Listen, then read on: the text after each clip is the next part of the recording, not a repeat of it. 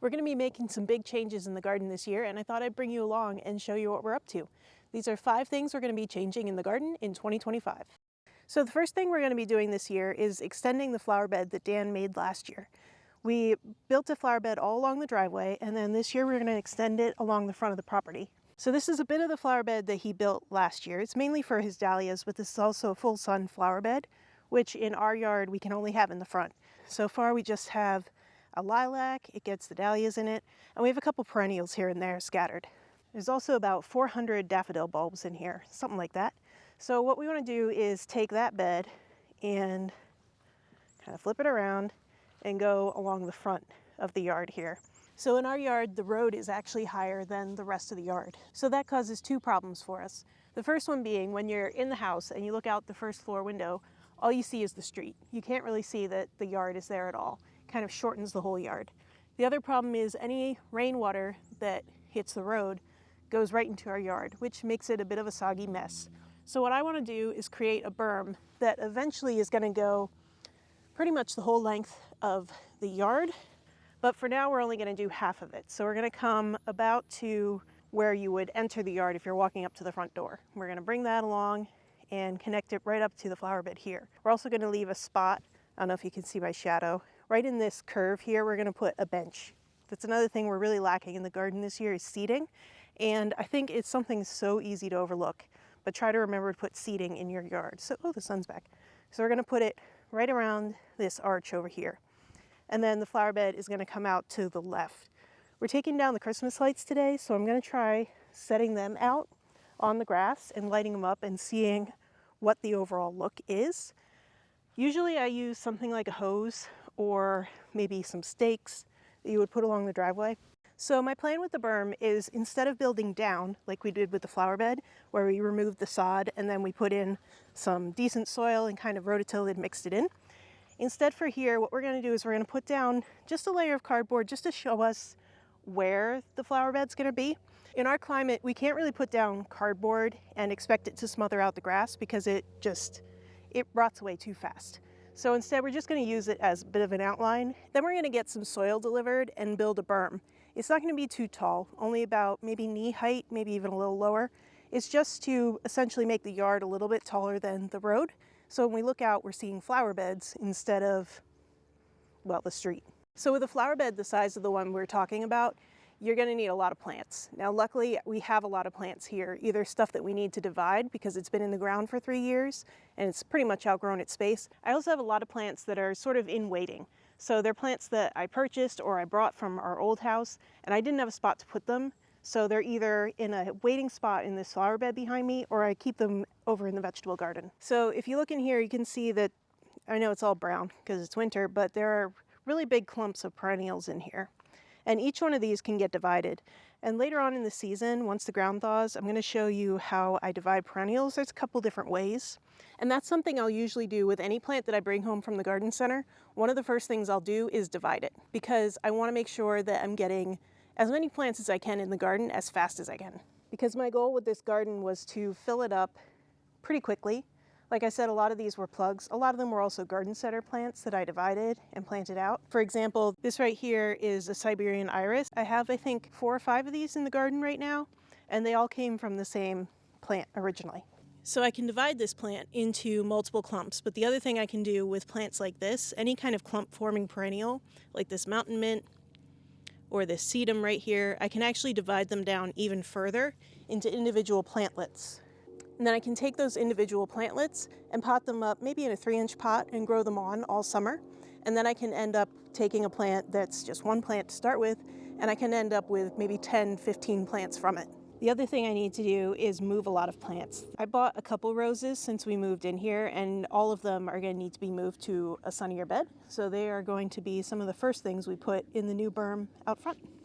So I'm out here in the backyard, and I wanted to talk about one of the projects that we've been thinking about for some time, and one of our goals for this coming year in 2025 is to really put into action making a naturalistic stream and pond in this area right here behind me. The ground slopes from a high point of where I'm standing right now down heading in towards the woods there behind me. And this is not going to be like a fish pond. We're really going for kind of a naturalistic stream and pond. We want to have a couple of different zones. So we start at the top here, and then it would kind of cascade down towards the woods. And we would have the ability here, I think, to put in some different features for this pond and stream build that we want to do.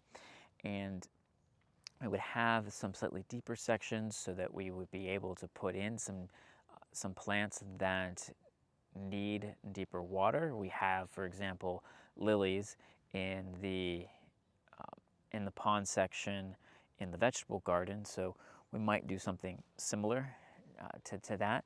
But we also want to be able to have like a really shallow part that the water barely a shallow part where the water barely flows through. And the nice thing about that is we want to be able to have a spot where we can kind of stand and just put our feet in, and then the water can kind of continue down. We would have kind of a beachy area off to one of the sides where we could have some gravel and some sand that leads out of the pond and out of the wetland area, and everything would continue to flow down here. And we could collect down here into a pond, into a wetland kind of area, and then the water would return back up to the top. It's not a massive elevation change, and we're not going to have a big like mountain waterfall. That's not the idea here. We want something that is gentle, that is kind of like a little forest stream that you might get here, in the New England area. We want it to look like it belongs. We want it to look like it could always have been here, essentially. So we're really going to have to think about how we plan out the features of this and making sure that it looks as natural and as naturalistic and as realistic as we can from all these different angles. So that's going to take a little bit of work and a little bit of design, but I'm really looking forward to it. I think it's going to be a really fun project, and so we'll definitely show you what this looks like the whole way through, and so stick around for that. So you can see behind me, I've got the new flower bed here that we built this summer. I'm going to be putting dahlias in this bed. I have even more dahlias than I did last year, so we'll see how that goes. But you can see now that it's winter, there's nothing here really. We do have a couple things. There's a buddleia, there's a rose over here behind me. We have some echinacea. There's a lilac up towards the road.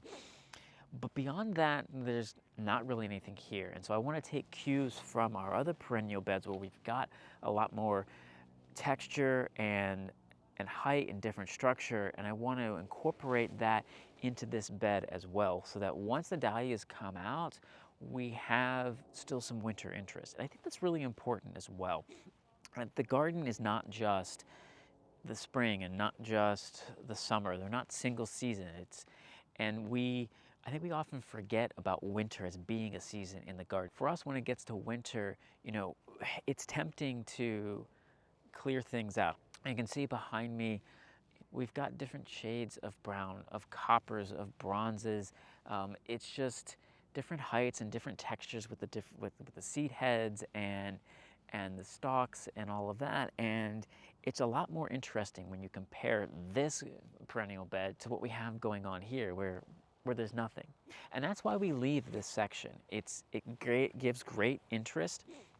It also provides habitat for hibernating insects, which is another great reason to keep it. And so we want to take some of these design ideas and the aesthetic that we have going in the perennial beds in front of the house and extend that into this bed here that we have along the driveway. And as we do that, we're not just going to be thinking about what goes in that bed for the spring and the summer, but also what are we putting in that bed that's also going to continue to allow for something to look at all season long, all year long, in the winter as well. It's going to be pretty fun, I think, because it's going to give me an opportunity to maybe try to get a little bit more creative about what other perennials I can put into this bed.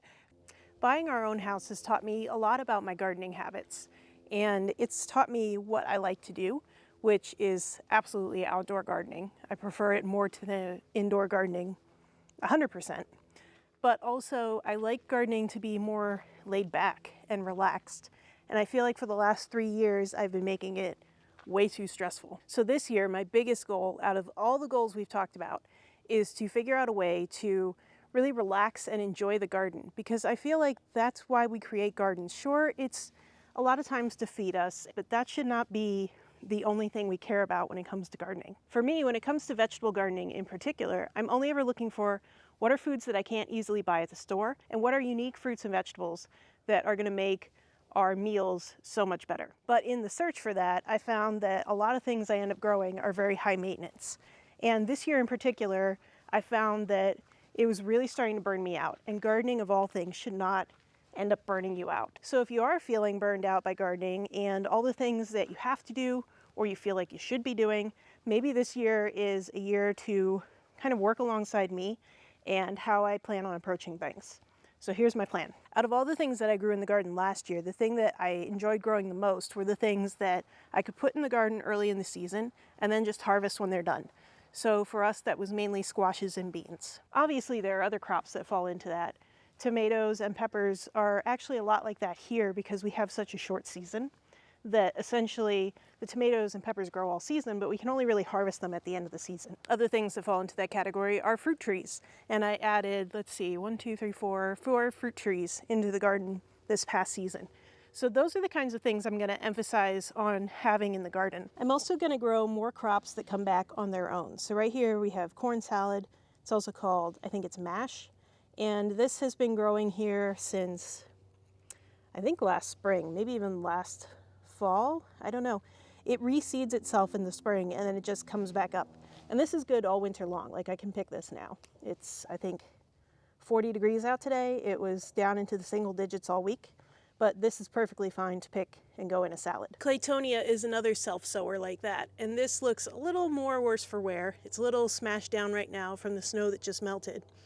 But, I mean, this has been under the snow, and this has been growing here for, I think, it would have to be 3 years in this bed. So as soon as the warm temperatures come again, that Claytonia and the corn salad are really gonna take off, and eventually, obviously we'll be harvesting them when it does. That's usually probably beginning of March, as long as they're not under snow. And then I'm going to let both of those plants go to seed in the spring. And once they've dropped all the seeds, then I'm just gonna cut them back to the ground and plant right over top of them. So probably peppers, tomatoes, something like that. One of the other things I'm gonna focus on in the garden this year is perennial vegetables. I have some perennial onions that are looking a bit shabby at the moment, but hopefully they come back in the spring.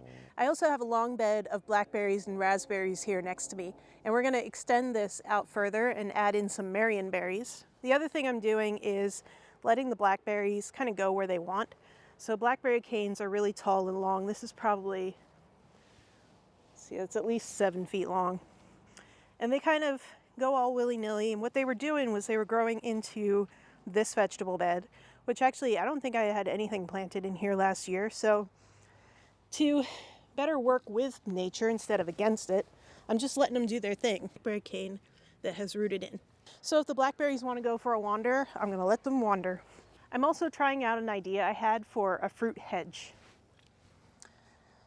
So this idea kind of came about from a garden that we were touring. They have this really long hedge of, it's probably a hawthorn hedge or something like that, but it's a deciduous hedge. And I thought I'd like to have that in my garden. So instead of just planting deciduous trees, I planted fruit trees. So we've got, I think this one's a nectarine, I think the other one's a peach. Over here I have a 5-in-1 plum and a 4-in-1 cherry. I also have this beach plum here. This is kind of in a holding pattern. This is going to be moved out to the flower beds I was talking about by the road. There's 2 of them sitting here. Underneath the tree hedge, on this side I have lingonberry, and on the other side I planted blueberries and like a miniature blackberry. And those are going to be the ground cover underneath the trees, and of course they also provide fruit. And on this side I just have a couple of miniature blueberries and a miniature blackberry. The third thing that I'm going to do differently in the garden this year is I'm going to work mainly with crops that don't require a lot of babying. So in everybody's garden, the crops that don't require your hands-on effort are going to be different. But here in our garden, that's mainly peppers, tomatoes, beans, and squash. So I'm going to focus all the sunny beds on those 4 crops. Things that I'm not going to fuss with are things like leafy greens and salad greens, partially because I have the claytonia and the corn salad, which are now perennial. So they're my early spring greens, but also because it's so easy to get those sorts of things from local farmers markets. So thanks so much for joining me. I hope that you will follow along with the projects we have going this year, and I hope that we were able to inspire you for some new projects in your own garden. To get you started on that, you can check out this video wherever it's posted that we picked out for you, and we will see you next time. Also, we're going to be going live next week where we're going to be talking about rescuing my houseplants. Sunday, 3 p.m. Eastern. We'll put the date of that on the screen here, and we'll see you then.